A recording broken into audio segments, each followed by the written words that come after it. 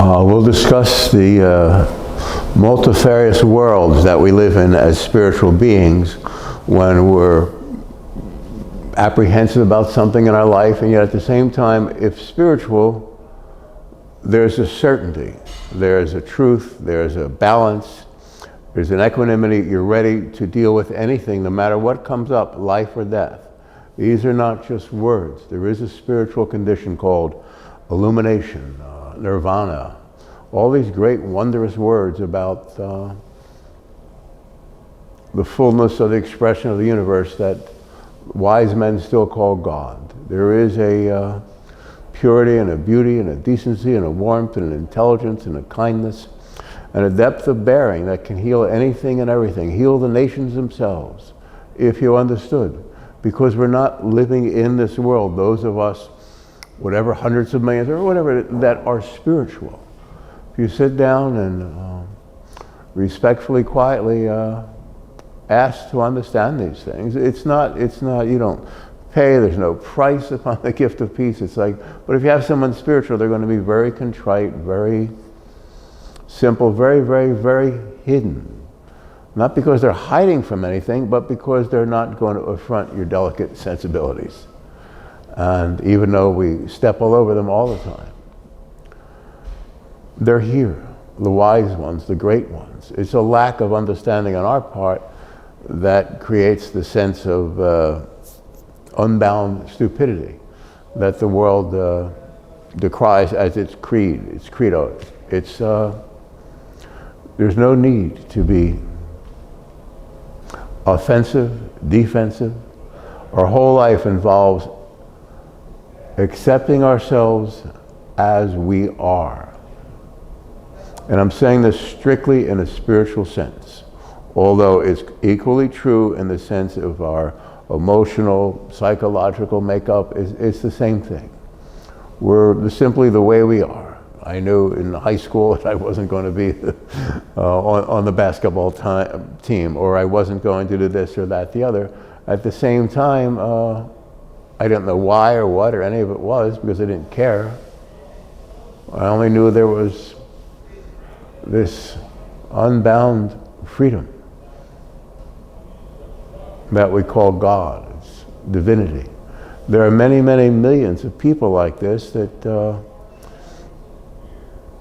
find it very difficult to actuate the gifts we all have as spiritual people to heal, help, redirect, correct, cleanse, purify the lives of those we love. And at a point we find out that, of course we'll know when we're 18, I knew there's like, this was a hell, and there are other similar hells, and that my part in life would be to absolve the world of that, to end it. That was not a big thought to me. What to wear for Friday night to go to some wedding or something, whatever, some ceremony, that was a bigger deal than the knowledge that I would heal the worlds.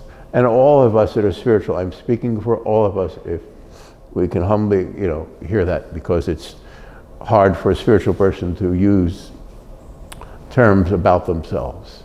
We're always lifting and caring and healing and being concerned for those around us, to lift those who would be lifted out of the drudgery of the everyday. We don't need to practice any formal involvement with spirituality, even with God, even with prayer. But we do these things, and I say that in the sense that we are already in touch with God. Those who are in touch with God, we're aware of it, we're refined by it, we're blistered by the heat of it in a wonderful way.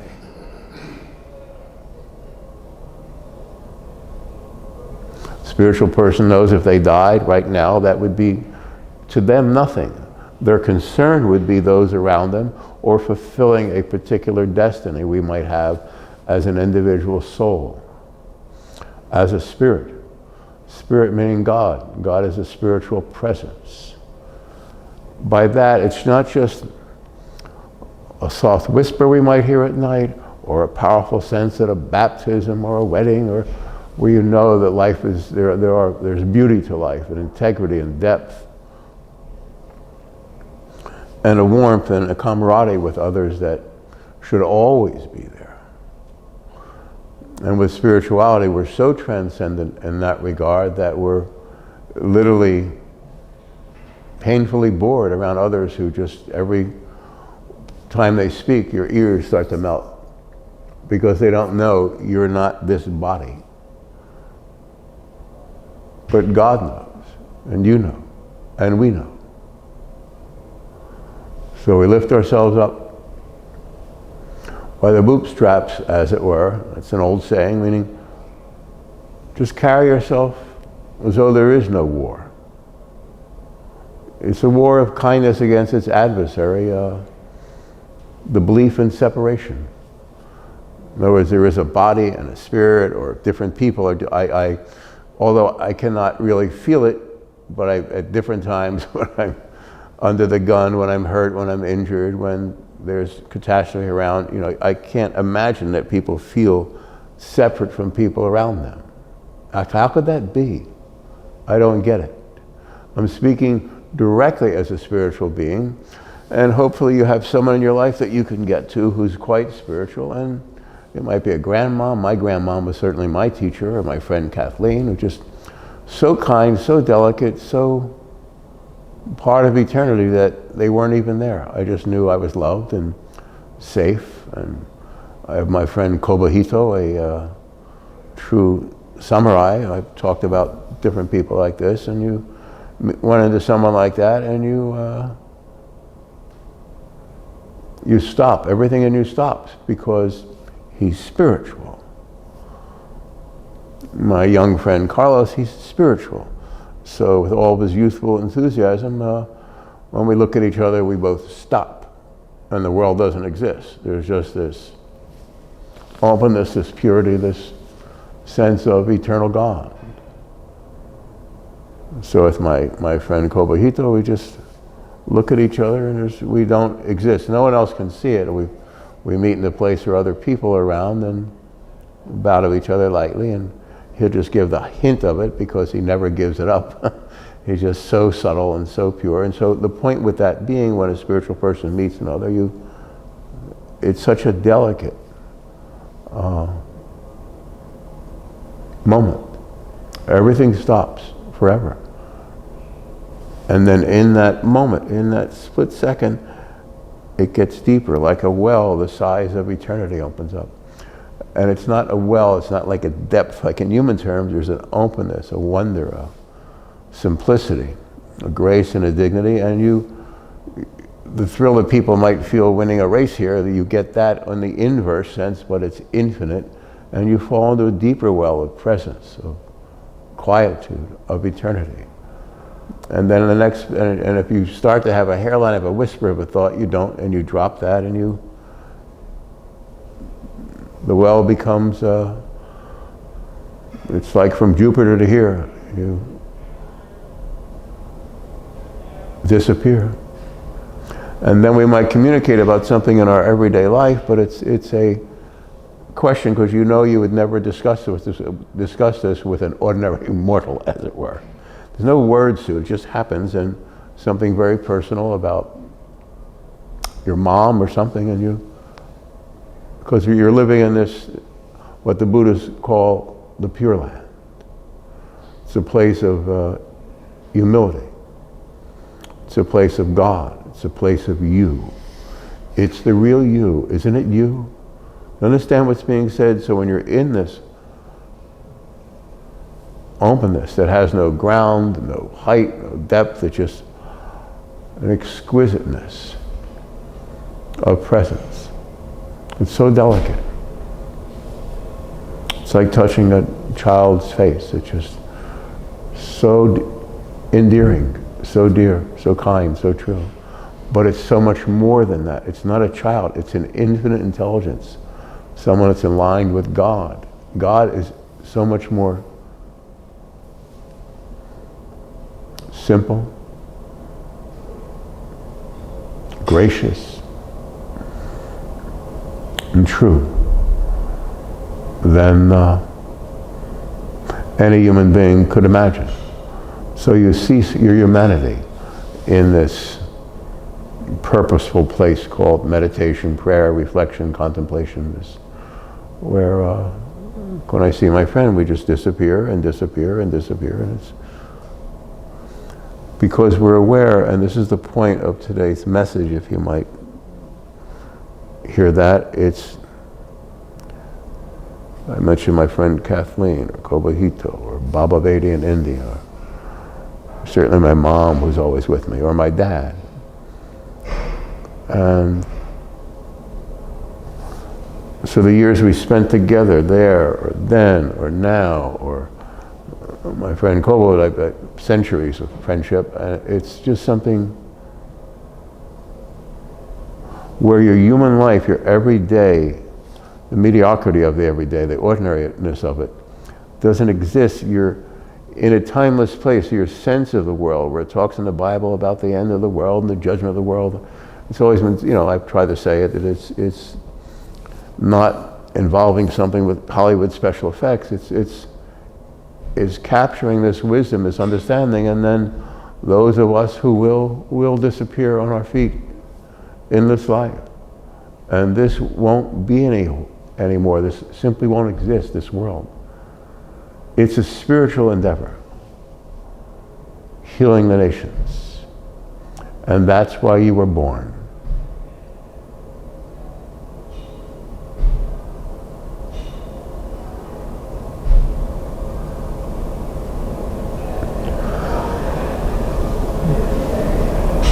So we understand God on God's terms, not on ours.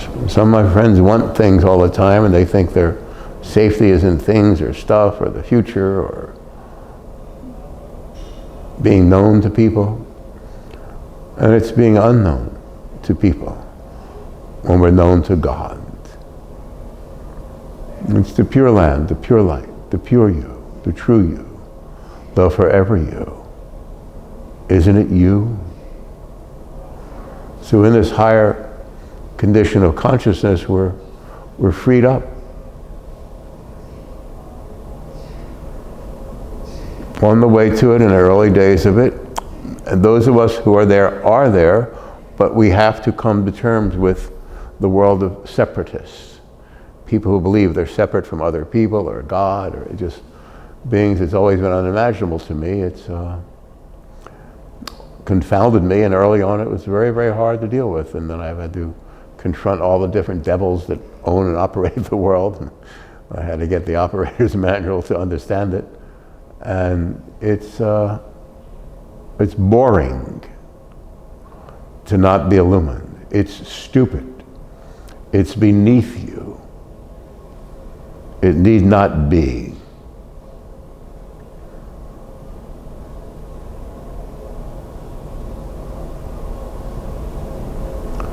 So in this endless wisdom of knowing God, we are spiritually free to, all we want to do is help and heal and communicate. Like in the scripture, they call it the good news, right?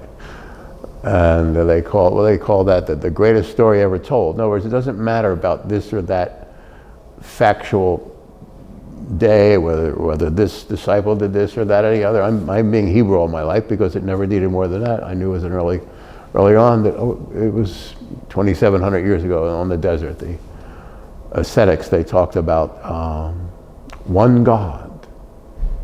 You understand how powerful that is? How remarkable that is? Love the Lord thy God with all your heart and all your mind and all your spirit. And to love your brother as yourself. And that's not a human love. It's not hugging someone. It's a quietude. These are ascetics, A-S-C-E-T-I-C-S. In other words, people that lived in the desert in a deep, deep state. I talked about Kobahito or so many others. My friend Kathleen, who's always been my spiritual teacher, because I met someone that was more humble than I could dream or imagine, and that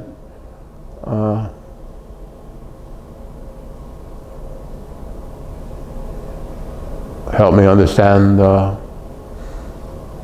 how this was to play itself out. This thing in the scripture that I was always aware of, that the world would end. That it had to, that it's horrible. I knew early on when I saw death and so forth, a kid who burned to death, I always saw the spirit. And this has happened hundreds and hundreds of times to me, seeing death from violence, and it doesn't matter how. I'll say my grandmom passed, I was in Camp Lejeune, and they gave me leave, and I went up to Philadelphia, and all my family were there, and they were in grief. My grandmother was so beloved, and I went up to the casket, and we were both, she was alive, and I couldn't turn around and look at my Uncle Jack. I think he was managing director of something in RCA Victor or something, and I couldn't, I was just smiling, beaming, so happy, because she was my guide through life. Taught me Hebrew when I was 3 or 4 years old, sitting in the living room chair, and so I wasn't devastated by her being gone. I was a little guilty on and off after that for not spending more time with her when I was a child, but there is no death. And to be hard pressed to pull these thoughts out of those that are spiritual around you, but I say pull this out of those around you who are spiritual. Pull this out of yourself. Sanctify a space in your life where you can, on your device, on a paper, write down 10 spiritual things about yourself. I say this, I have worked on this in thousands, literally, of directions, to make all these self-enhancement techniques to help others. And I say the spiritual person not to just grab them, and you do that in a delicate manner. Like the same way you're coming to a child or a pet or a friend, or my friend Kobahito, who we didn't know whoever we were, and I walked into my friend's place one time, and I just crossed the room, walked over, and just very delicately, and without knowing anything. And so when you run into someone like that, or my friend Kathleen, and there are so many others, when you know this presence, this friend of ours, called God, you'll know everything. And it's not in the religious sense. Religious sense meaning people think when they die, they'll go to heaven. It's, oh my God, they don't understand the very basics. And of spirituality, of course, they don't. This sense is ethereal, it's pure, and it's, you're already here in the Pure Land. The world has already ended for you, if you know these things. So you'll address the spiritual friend here or there and give them a chance to breathe and communicate fully who you are. And how you do that is to be completely quiet. Like my samurai friend, and just let it come out. It's deeper than thoughts or words or communication. You get very quiet, and both people become more quiet, and you'll see that the world already doesn't exist, that it is an illusion. It never was, it could never be. How in the world could any God allow the insanity we see in the world every moment to exist? It doesn't exist. It's a mental disease, and call it, but it's infinitely less than that, because when you feel God, when you feel this purity, this openness, it's endlessly expressive of starlight, and just like the first light of dawn. Last week we talked about in the Himalayas, and I remember the light coming up around Everest or more through the valleys, and my buddy John and the lamas and monks, and the world doesn't exist for those of us that it doesn't exist.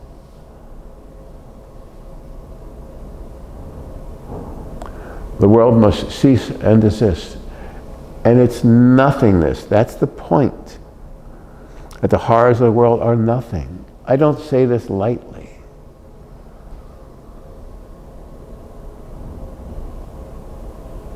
There is a God. We must seek God with all of our heart, love God with all our heart, all of our mind, all of our beingness. And it's not a commandment like people, like I say with spirituality, they think we're going to die and go to heaven. You have to like purify your sense of what these words mean and how foolish most, and you don't say that's foolish, religion. No, it's, you see a better way.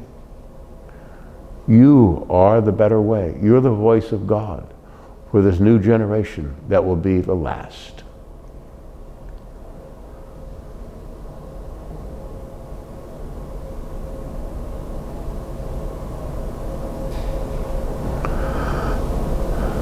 It's a minute psychological disorder to think that the world exists. And I say minute, I mean by infinity, by infinity, by infinity. When you're quiet, you look through everything. I'll say as one witness, I'm one person that's spiritual. I know so many. All the people in this room are quite spiritual and quite adept in their life and quite aware of the thing. They know the things being said are true. And yet we all have the same stress day to day, and we're all trying to improve and build and mostly fix the lives of those around us that we love and care for. Me, I love and care for everyone. And I mean that literally.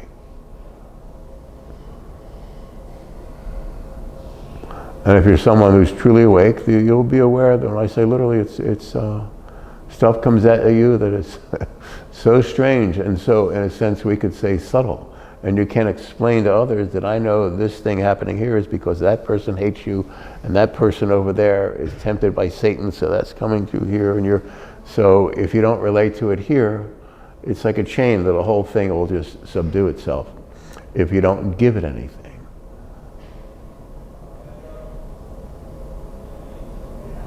Don't give it anything. Let it all go. Love the Lord our God with all of our heart and all of our mind. It's not an order, it's love the Lord God with all of our heart and all of our mind. It's quite wonderful.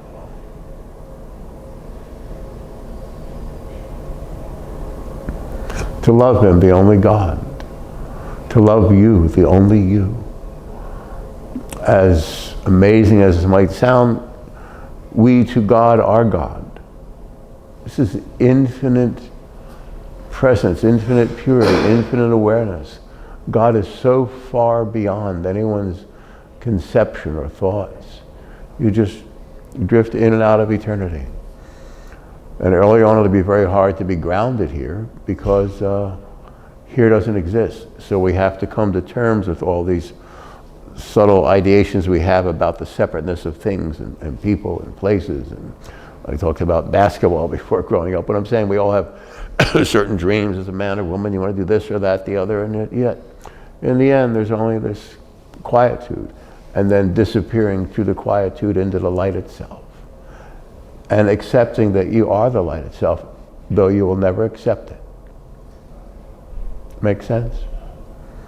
My friend Kathleen was so humble. I remember first seeing her at the coffee shop 40 years ago, and I was quite a monk then. In other words, I was very, very close to God.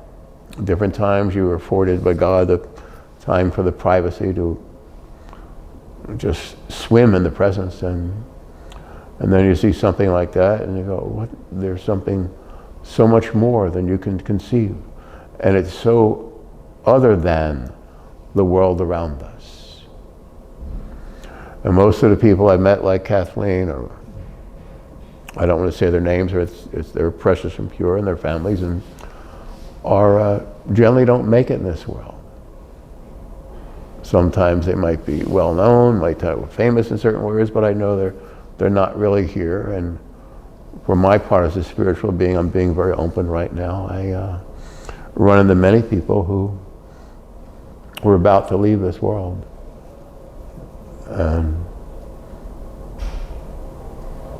Somehow I was led to let them know they're recognized for who they are, and the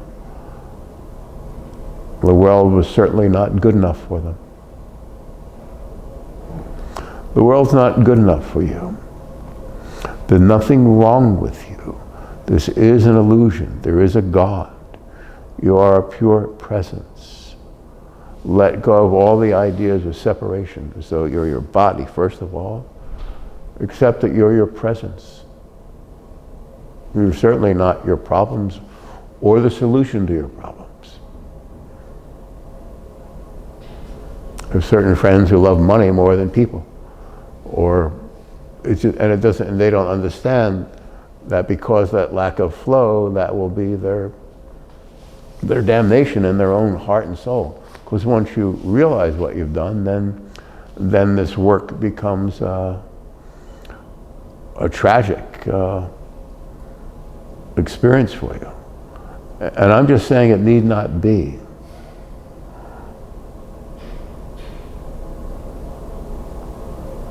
Life isn't here for the rough and tumble, for the Saturday night fights, for the game, for some kind of interlude with a love or romantic tryst, whatever. There is a God. We are God's expression. This world is infinitesimal mistake in consciousness. If you talk to the spiritual people in your life, address them quietly, humbly, respectfully. Maybe bring them some flowers or something, or whatever. And never make that a kind of a ritual. You know what I mean? Because everything in life should be ritual. I know when I communicate with anyone or everything, I adjust to the millisecond of what the experience is being with that person. With last night, the roughest person I ever saw was with my buddy. My teacher here, Mr. Skolta, and someone came up who was a realtor and just had that rough, oh my God, everything is so real. And it was just, we were just trying to sit down after the day's work and just catch our breath and figure out what we got to do for the next moment. And right at that moment, this person appears and it's like your ears melt. You're like, oh no, the pain of it. And he was to himself just being day, and he was happy to see, oh, Robert, hi. Oh my God. The pain of it. The world was so real to him. And he's a very Christian person in his mind. He goes to church, and he's not. It's anything but. The world does not exist. The horrors of the world do not exist when you are awake. And I say this with a great deal of tragic pain in myself for everyone who's decent, who's being used roughly. It's a terrible place, this world, when you think it has any power. But when you turn all this around within yourself and let go of this, let go of that, let go of the other, through all these different processes that are available to people, self-enhancement, the spiritual enhancement techniques, try a few of them and start letting go and letting go. And then you'll understand, like my friend Nova Keith were together, the universe doesn't exist. So not just that I'm conscious of being respectful to him and he's him, there is no me or the other person when we meet. It just doesn't exist. My friend Kathleen, my teacher for life, we never see each other at all ever. Never, but we'll always know. It's always here. My grandmom is here. My dad's always here. My pop, he's just here. It just is. But there's this openness and this range of being and bearing you can see something 4,000 years ago or 2 trillion years in the future, but there are no years or future or past, and everything has a certain meaning and value to it for the present time. And if we are incarnate, as it were, and we do it out of compassion for other people, there's a reason in everything, and we need these other contacts to survive the present drama. And there's no reason to ever enter into anyone else's drama. You know what I mean? Just be quiet. In classes I've said, have to know the rules of the novice, which means, like if you're a nun, if you're whatever, you're going to their brother, you're going to a spiritual practice or a place, you There are certain rules of etiquette, spiritual etiquette. And everything in life should be ritual. So when I go out, some of my friends, oh, you go out to so-and-so, and do you like to drink or something? I'm like, no, I don't like to drink. I don't like to overeat. I love the ritual. And it's a place where I can see people. And I'm doing something that no one sees. It's on a very, very deep level. There is a God. Seek Him. There is a higher life and place. And you are a divine treasure. Stop allowing them to trash you. I beg you. There's nothing wrong with you. Use prayer, contemplation, whatever. Address God as God is. And as crazy as it sounds, God sees us as God. And when He speaks to us, it's as though we're the only person in the world. So when we step away from the everyday, and if we can't step away from the everyday, I've certainly been in circumstances where you can't be alone, and it's okay. In the midst of all that, things happen. I have a dear friend who was kidnapped and had a spiritual experience with her kidnapper after a few weeks. It's unimaginable. So when we first met, it was just a recognition that this young lady knows God is God is God, and it's quite wonderful. And I'm saying she came to those terms during something horrible beyond belief. But it's just a reminder.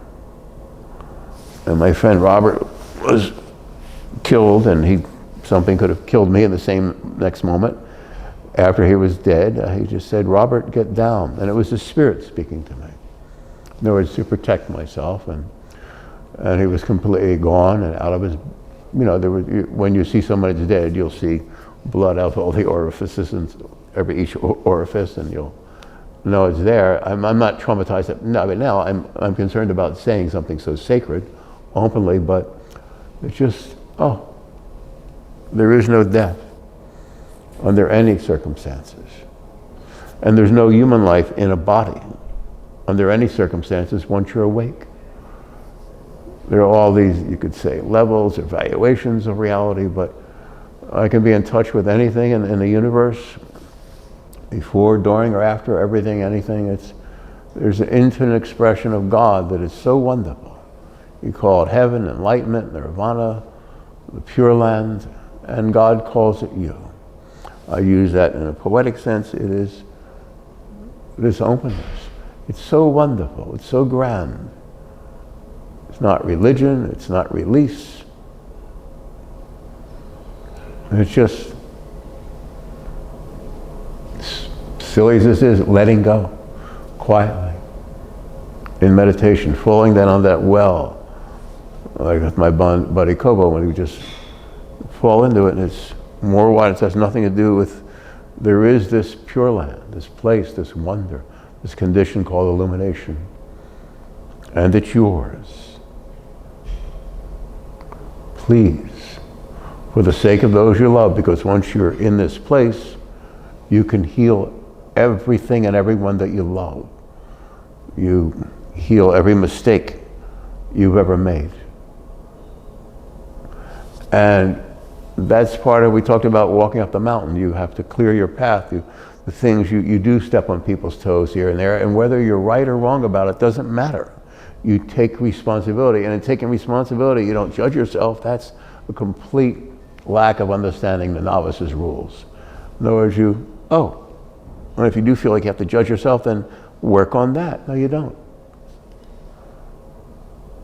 Everything in the world is my fault. I accept that. Does that make sense?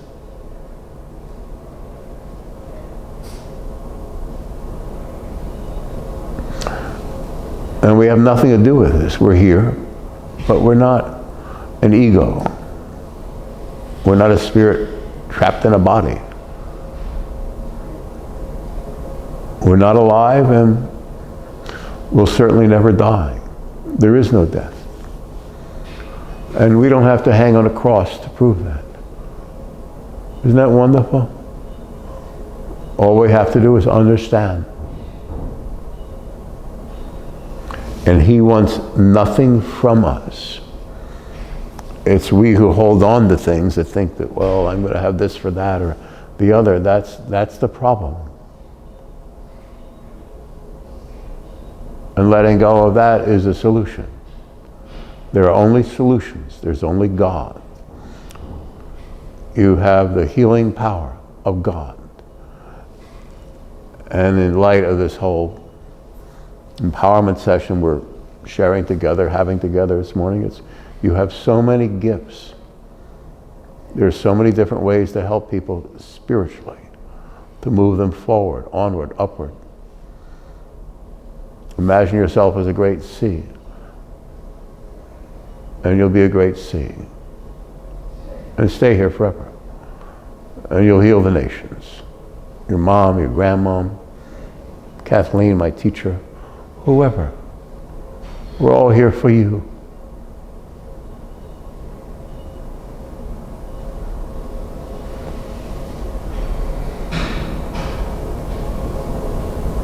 There is a condition called enlightenment, nirvana, because there is a God. You are God's best friend. It's very human, very endearing, very kind, and more than that, that's the truth. The world never existed. Nothing separate from anything could possibly be. Spiritual consciousness is so much more elegant and beautiful and lofty and sweet and kind and endearing and humbling all at the same time. And the transference of these different presences will move through you and with you and around you and by you all day, every day, as we traverse this last grand stand we're going to make in this dastardly place that is called the world, planet Earth, the material universe.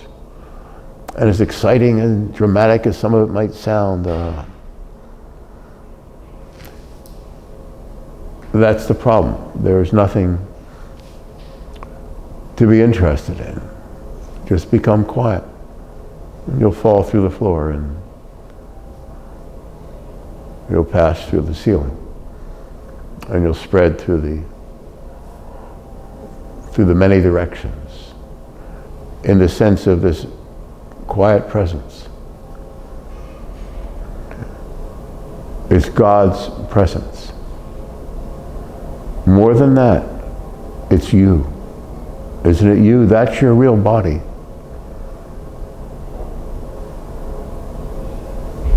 Find a way of expressing your own thoughts about it. Write a few of these thoughts down on paper here or there or whatever, and in a few months you'll have a book. It'll be called the Book of Life. It's the book of you. It's the work of God. Isn't it you? Don't let them assail your fine senses anymore. And you don't fight them with a stick. You pierce through the slings and arrows, the insults, by understanding that it's an illusion.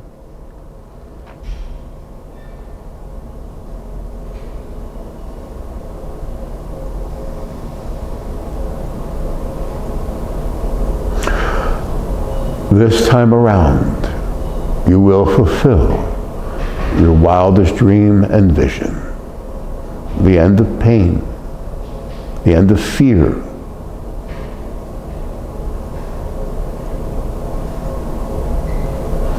And you don't have to fight it. It's not a big stand. It might be used in inspirational terms or a sense to carry us there, to remember that that's what we are, but that's what we are.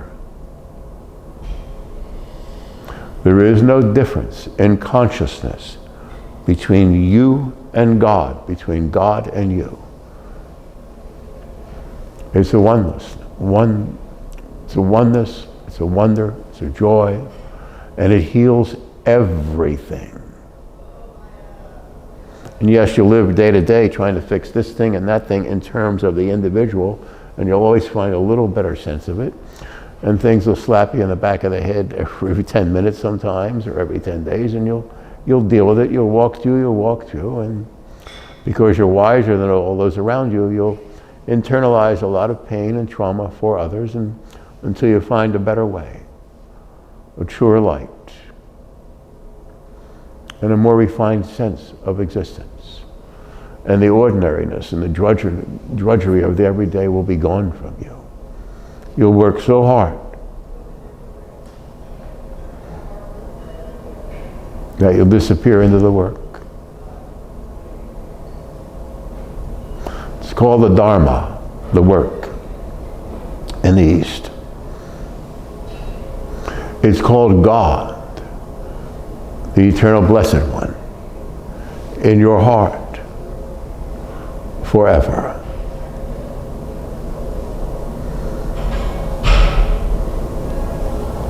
Don't give them any satisfaction of harming you. Look through it all, and it will make you very intelligent and very aware.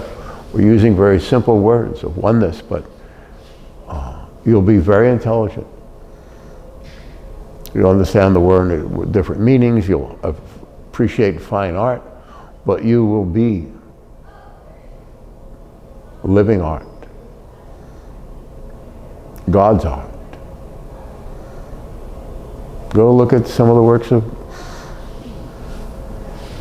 Rodin, or his friend the poet Gibran. Read the prophet. Write the prophet. You are the prophet. You are a seer, a seer. You are a seeress. I always call my friend Kathleen a seeress, though she just sees everything as it is, but no one could know that she's there because she's so quiet on one side that I'll never actually get to the depths of it. And that's a wonder and a joy.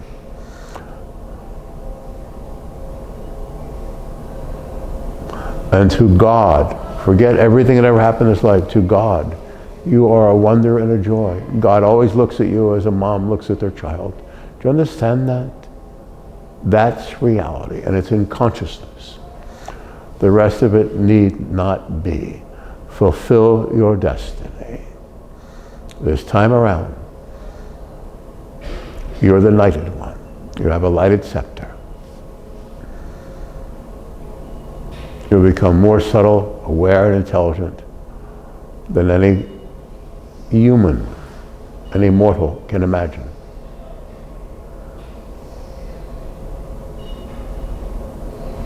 But you'll never become anything other than God, to God.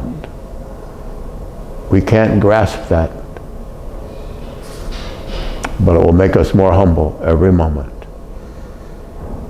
every second of the day.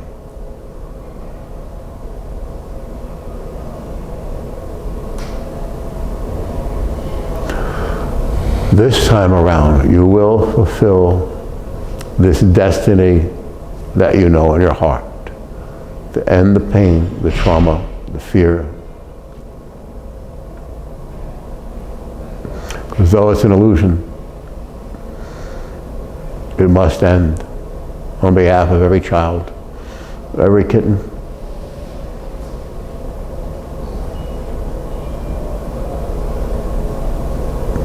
and every you. There are many of us, but we're only you. There is only you. To Him, thank you.